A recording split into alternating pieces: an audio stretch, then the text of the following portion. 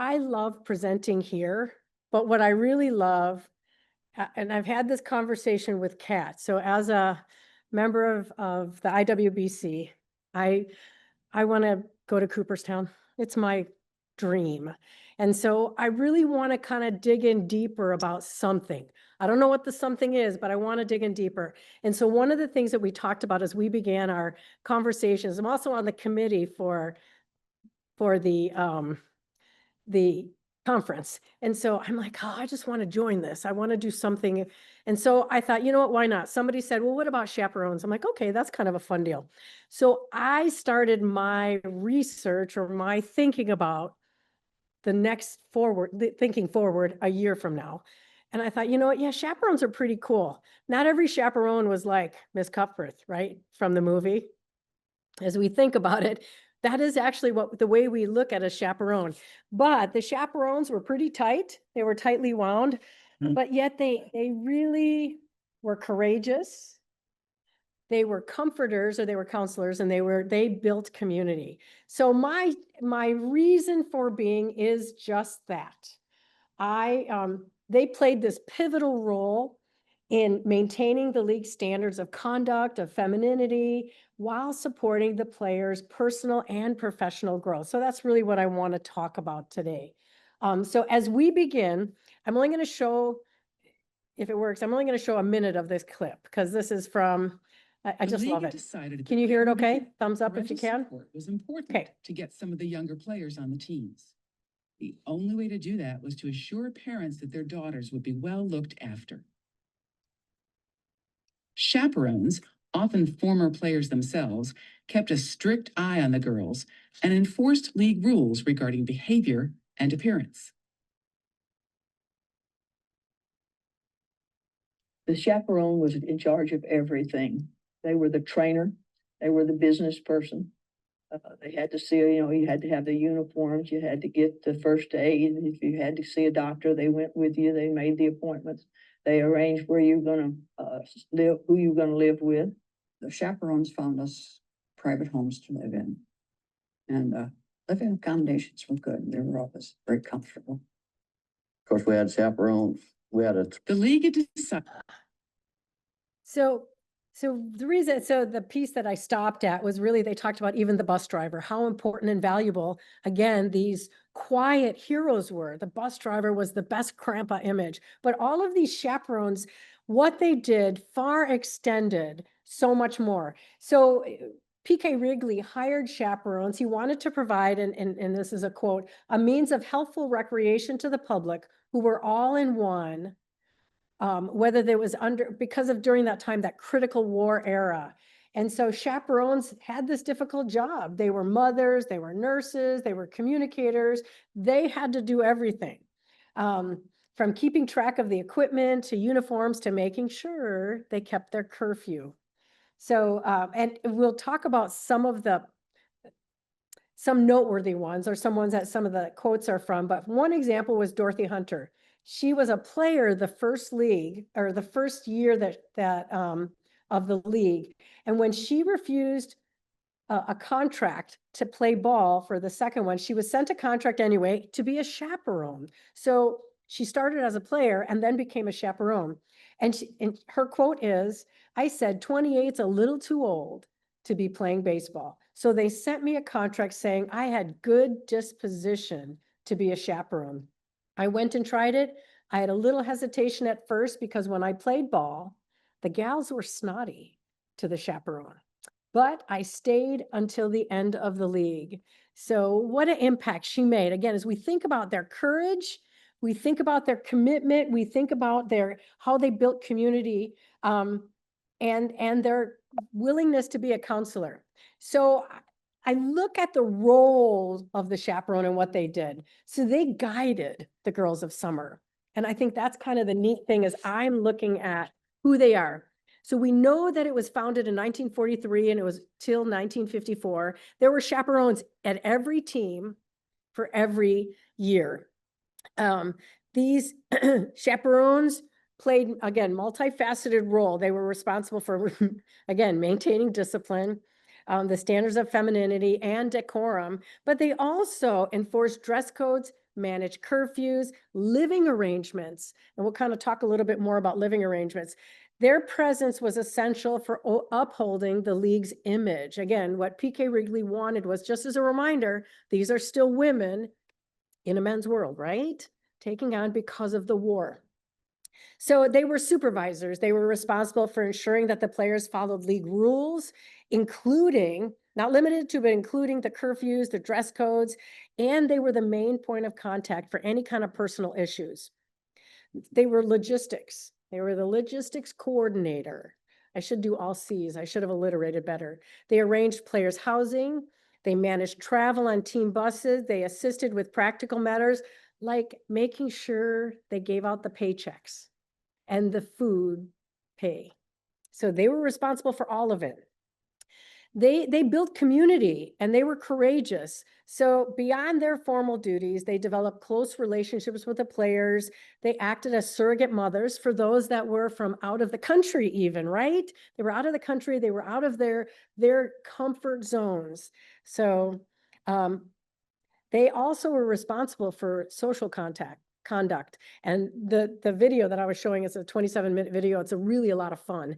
But they really showed how they were responsible. They reviewed all social engagements and had authority to approve or deny any requests for dates. And there was one story that was shared about how a player, a date came to ask the player, and she said, "You'll have to talk to my chaperone." And the player, or the date, went to the chaperone and then came back and said, "I don't want to marry you. I just wanted to date you."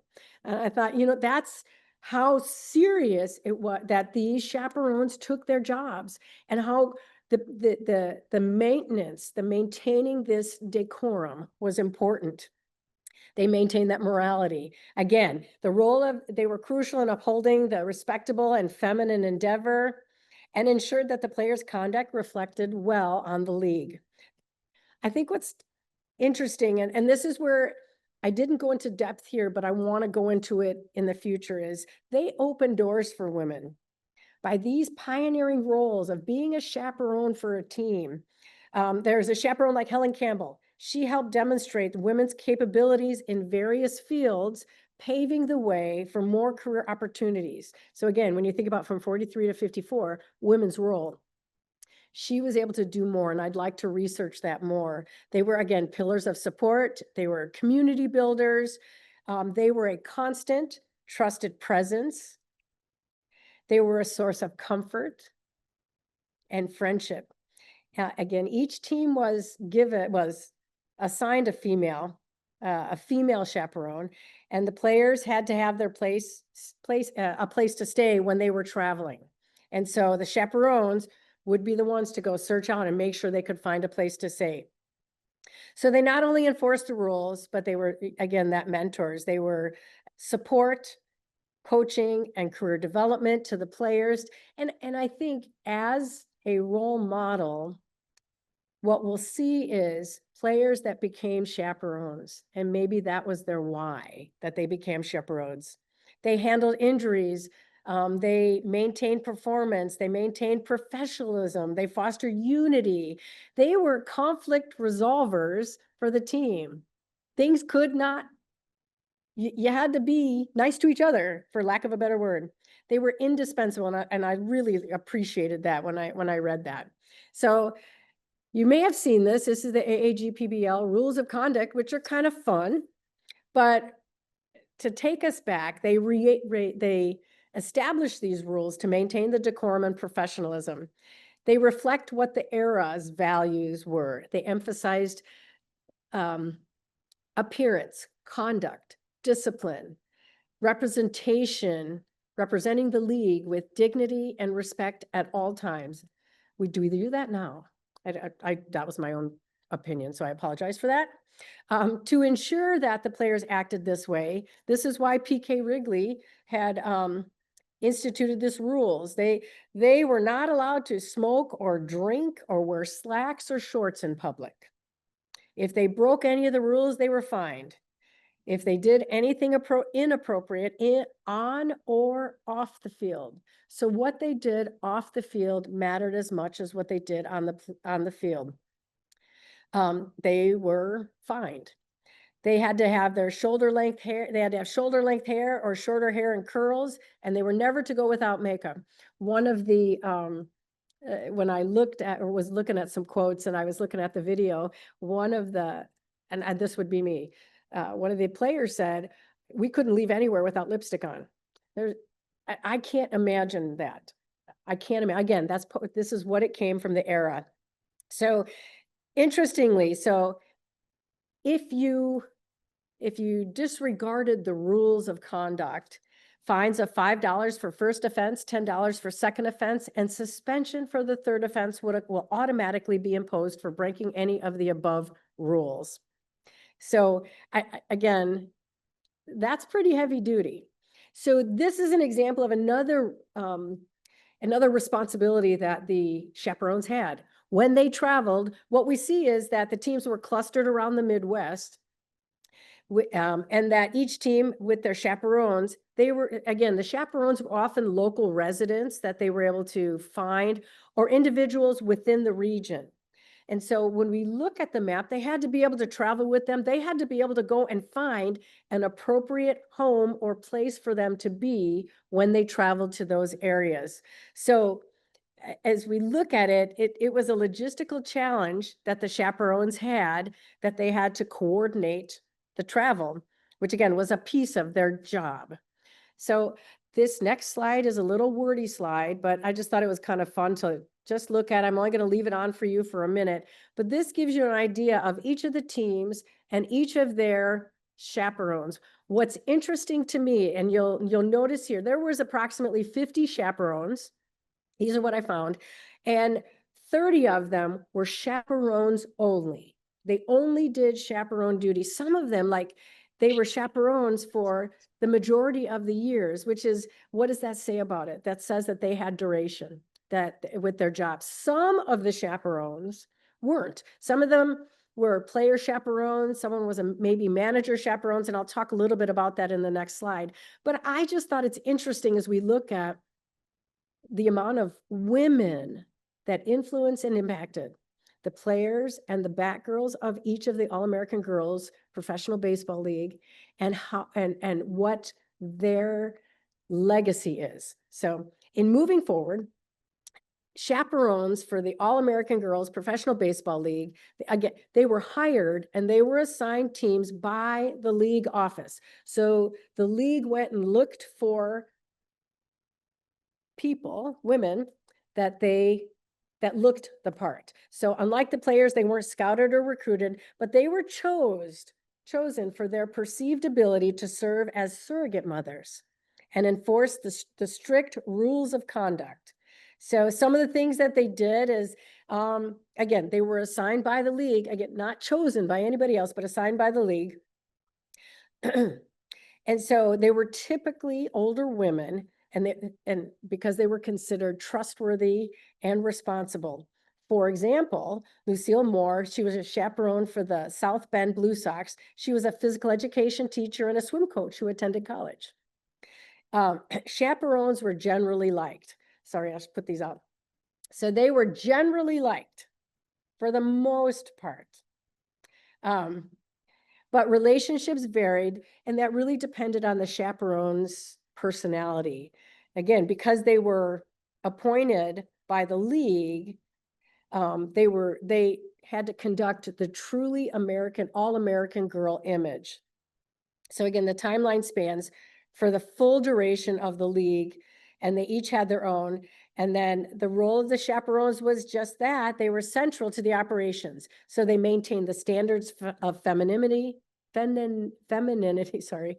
Again, the players were required to attend the charm school, wear makeup, maintain a polished appearance, and chaperones enforced these rules, ensuring that the players adhered to the strict code of conduct, which included the dates. So one of the things that was interesting to me is that there are some notable chaperones that transitioned from players to chaperones. And so there were, again, a significant number. So there was a 20 out of the 50 that really, that were players or managers that became chaperones. And I think that is telling. So, and again, the reason, think about why. So they were former players. They bring not only valuable experience, but empathy in the role. They know what it was like to be a player, and they could extend that to being the chaperone. Dottie Green, Dottie Hunter, they understood the challenges that were faced. So I have the names of them all, and they're on the 2 slides before, but I think it's unique if you were a manager. Patricia Behringer was a manager, then became a chaperone. That's kind of a different mindset when I think about it. Mary Reynolds was an outfielder, a third baseman, a pitcher, then a manager, then a chaperone. So again, she extended to the length of it. Barbara Liebridge was a manager and a chaperone. An interesting story that I found you may see is Jean Fout. And Jean Fout was a pitcher, a third baseman. She was also a chaperone for the South Bend Blue Sox. And in 1951, she also was the MVP. So she had pitcher, third baseman, MVP, and chaperone. Yeah, I think it's interesting. So so this is a quote from the All-American Girls Baseball League site that I just found profound. She always found that her husband, not that he wasn't supportive of her, but while Faust entered the 1951 season in the physical prime of her athletic life, outside influences caused her baseball career to take a turn for the worse. Much to her surprise, Fout's husband showed up to spring training that year as the new manager of her team. After signing with the team in December, she says, everything was always hush-hush with him. So I didn't know he was going to be our new manager until I arrived at spring training. Fout recalls, I think my husband was jealous that I was a good pitcher. I think that's why he applied for the job. And so that was her last year playing and she was the MVP that year, but then she stayed on to be a chaperone till 1953. And there's more to her story, but I just found that really unique, interesting, and incredibly stressful, and profoundly courageous. And there was more. So oops, there you are. So I had a couple quotes that I thought were kind of fun. So I don't know if you might remember this song. The song is the victory song of the All-American Girls Professional Baseball League, and it was co-written by the players LaVon Pepper Pear Burton Davis and Nalda Bird Phillips. And they were from the lyrics were from the movie A League of Their Own. And it really talks about the diverse players coming together to compete, highlight, and their dedication. But I highlighted the piece that really talks about the chaperones. Our chaperones are not too soft and they're not too tough. So isn't that firm but loving? So again, when the chaperones played this critical role. And here's a couple quotes that I thought were fun. So a former chaperone, Helen Hannah Campbell, wrote her job as largely to make sure the girls presented the right public image at all time. Dorothy Hunter said she refused a contract. She played 1 year and then refused the contract the year after that because she thought 28's a little too old to be playing baseball. So they sent her a contract. They sent her a contract to be a chaperone because, again, they liked her, and she ended up staying to be the chaperone till the end of the league. So getting along with the girls required a lot of stamina. So I just always think back of the movie A League of Their Own and the funny thing that the girls did to Miss Cuthbert. But this is a prank that Pepper Pear Davis remembers, particularly that she and the Grand Rapids Chicks played on chaperone Dorothy Hunter. Dottie was a great gal with a fiery temper, but she was deathly afraid of fish. So one morning I went fishing with the guys and caught some perch. We knew her routine after each game. She would take care of everything, and then she would take a bubble bath as she was about to get in the tub. One of the girls called her from their room and said they had a Charlie horse. So Dottie put on her robe and went to take care of the fake Charlie horse. She came back and got ready to get back in the tub. Meanwhile, all 15 of us on the team were suddenly, meanwhile, Pepper put a perch in her tub. I forgot to say that's the big part of the story. She put a perch in the tub and then she came back and all the girls were on the outside of the hall. All of a sudden we heard scream and she came running out into the hall, all wet, no towel or anything. Since I was the only one that fished, she knew it was me and I was fined $25. And that was a lot of money at those days. Encounters with practical pranks were certainly something that tended to be a job to occur to chaperones. Some chaperones could handle it, some couldn't. One player, Sophie Kurz, remembers that we had one chaperone who was famous for yelling things like, hit a home run, honey, hit a home run, and we're going to win. But the only trouble was they were 4 runs down in the bottom of the 9th with 2 outs. So it was a little challenging. But for the most part, they handled the job well.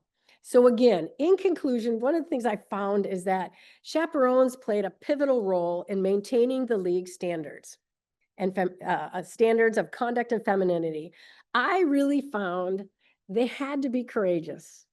They had to be creative. They were the unifiers. They kept this sense of community with their teams, and they were a counselor. They were a mentor. And as we highlight these stories, some of the things I've been thinking about for my next steps, you know, we only know that they were called because they looked respectable and they were respectable, but I'm really interested in understanding how did the chaperones shape, what influence the chaperones had on the players after the AAGPBL. And if we needed a chaperone right now for the WPBL, what qualities would be needed?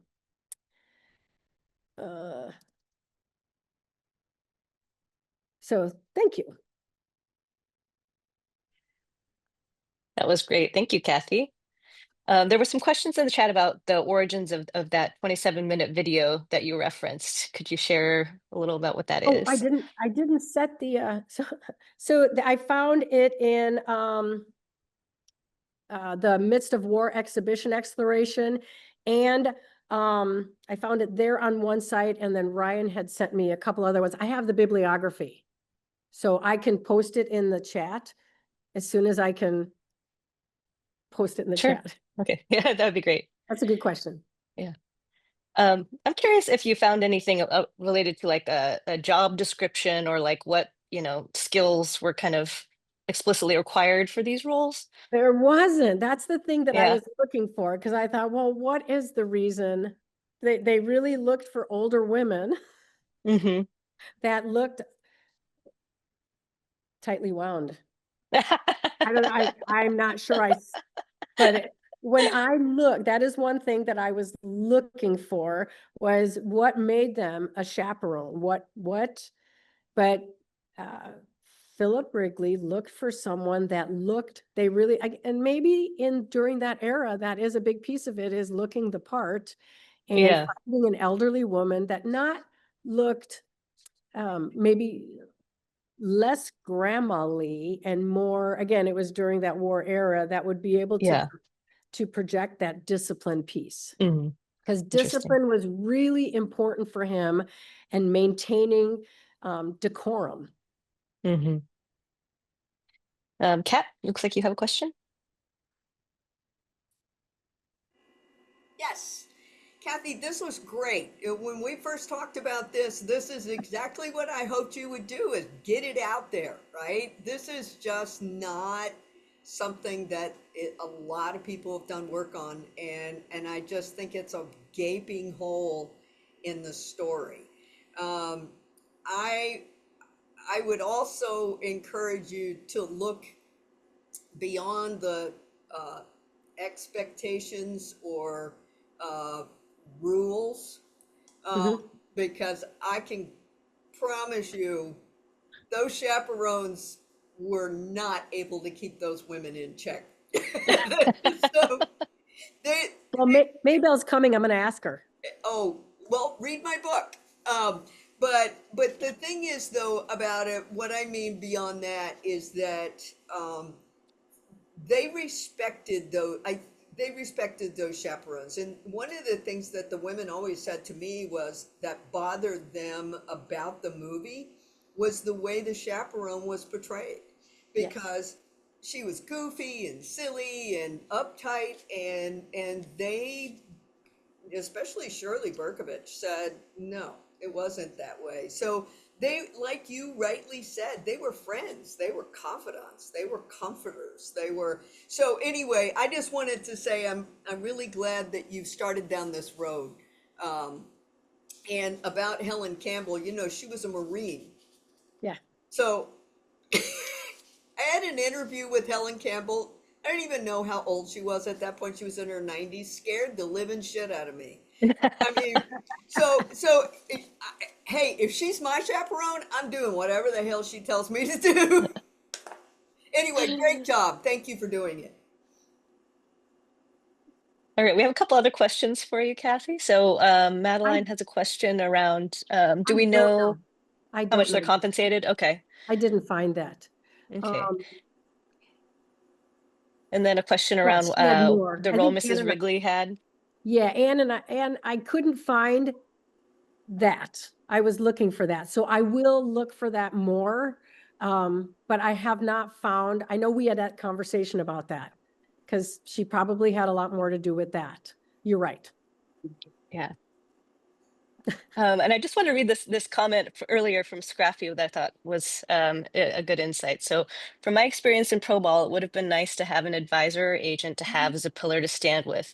As a WPBL draftee, I would love to see a position like this so that we can focus on field performance. One of the challenging parts of being a successful athlete is performing both on and off field, from healthy living to preparing for the demands of the game and engaging with fans in a positive way. While I have veteran experience like none other, there's still such a significant beauty and a need for a community of women supporting other women doing something hard. So thank you for talking about this. So I guess I am kind of curious your perspective on, you know, what modern day roles might be valuable that kind of fulfill, you know, what a chaperone fulfilled to the league back then. You know, think about it now. I actually think about it like what the women that in the women's soccer, the Major League Soccer, the Women's Soccer League, and what they went through. When you think about when they went through the legal aspect of Mm, getting more money, they talked about mhm. their sacrifice, how they didn't have childcare. And the same thing with women's basketball. There's no childcare. Their weight rooms were, you know, so that a champion, I don't know that it's maybe it is. I think it's more of a life coach is what we would call it now. And a Mm. life coach would work on that work-life balance, would champion the equity issues. I know Donna is, I don't know if Donna's on here, you know, champion what the women need. Because not that we didn't need that stuff back then, but it looks different now. We're talking not just equity and pay, but we're looking at equity in where are they playing? What are the resources available? How do we get better equipment? How do we get childcare for our children? If you want to get, I know someone in the, one of the previous sessions talked about, you know, if you're pregnant and you're pregnant during season, what happens next? So that champion is what we need, whether you call it a life champion or I don't know that I would call it a chaperone anymore. I would call it something sexier and much more professional nowadays. But that work-life balance and the opportunity, I love, Lex, what you wrote. I think you're right. Being a successful athlete, you know, I talk about scholar athletes all the time. My students are not just students, they're scholars. If you're in a business, it's your business, you're a scholar, you're an athlete. If you're a woman and you're an athlete, you're an athlete. But you're doing all these other things. I promise you. Sorry, men. I love you guys, but women, we had to negotiate this. And I can imagine back in 1943 to 1954, what women had to, they were challenged with. And even you know, I don't know this for a fact, but I would assume that the chaperones had to be single women. Because when they had to travel and they had to negotiate all of these things, I'm not saying they were, I don't know. And again, these are things that I want to extend my research on. But as we think about sociologically, these are things you have to deal with. And now we have to deal with so much more in that realm.